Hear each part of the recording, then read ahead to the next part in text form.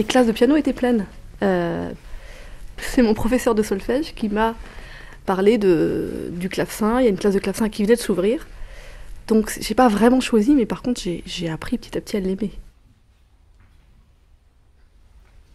Le répertoire qui est quand même très spécifique, puisqu'il s'agit de la musique baroque, des œuvres du XVIIe et XVIIIe siècle.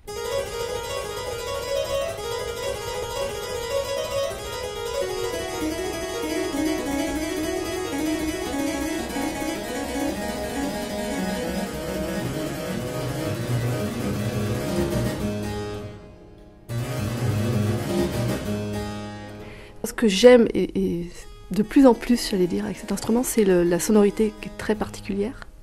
Comme c'est un instrument qui n'a pas de pédale comme le piano, qui n'a donc pas de possibilité de nuance, c'est un peu un challenge, je trouve, d'essayer de le faire sonner en essayant de trouver une expressivité. Voilà, c'est un instrument assez ingrat en fait.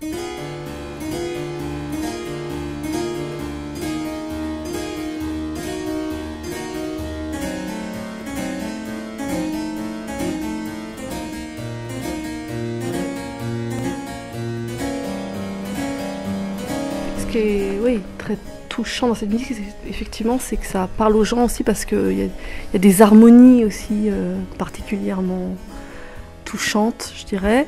Et puis le fait que le texte aussi, à cette époque-là, soit très expressif. Et puis que la musique souligne vraiment le sens du texte.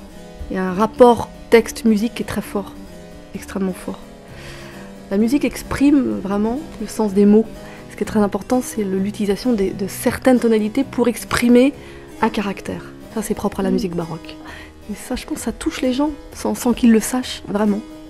Au 19e, tout est écrit, le compositeur écrit tout. Par contre, en musique baroque, pour beaucoup de répertoires, il y a peu de choses écrites, et c'est aussi l'interprète qui choisit.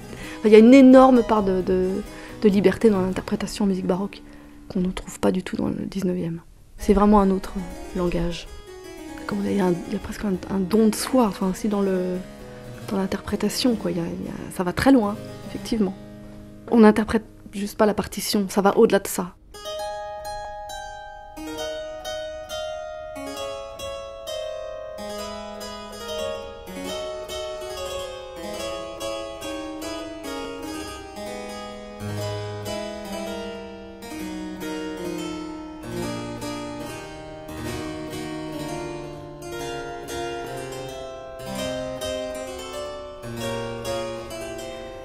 Le claveciniste, alors il y a un avantage et un inconvénient, c'est que souvent on ne voyage pas avec son propre instrument.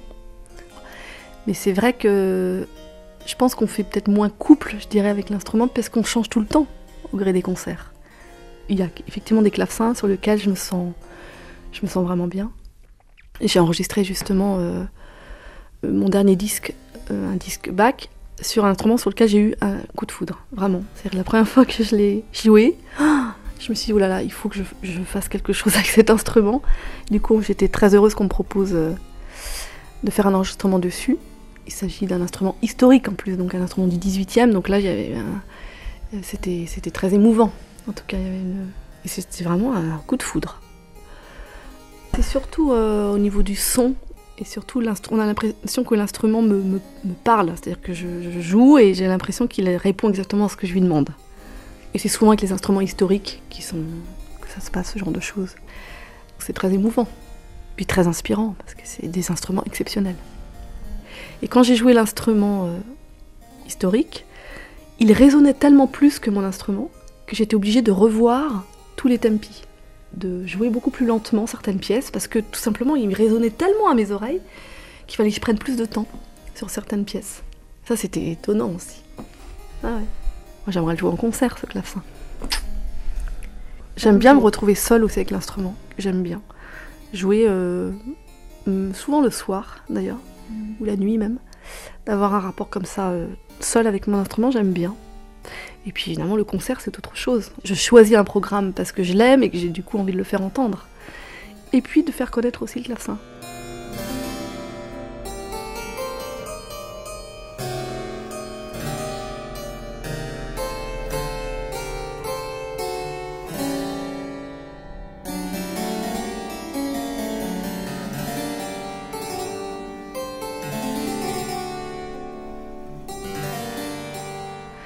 J'ai appris à aimer le clavecin petit à petit. Et puis la musique de chambre aussi, le fait de jouer avec d'autres. C'est ça qui m'a aussi passionnée dans ce métier, qui m'a donné envie d'être musicienne en tout cas. C'est le partage avec le public, mais aussi avec les musiciens avec qui je joue sur scène. Et c'est vrai que depuis peu, je développe d'autres activités avec donc des musiciens d'univers différents.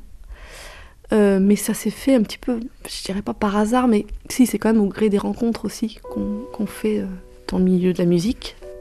Le fait aussi de jouer avec un piano, il y a un nouveau vocabulaire à deux. C'est un nouveau vocabulaire, un nouveau langage et un nouvel instrument. Pas le même rapport du coup que j'ai avec le clavecin. Mais je pense que ça bouscule les gens et ça nous bouscule nous aussi. Le fait qu'il y ait une part d'improvisation tellement énorme, qu'il ne soit pas du tout figé, on ne sait pas ce qui va se passer, c'est très excitant.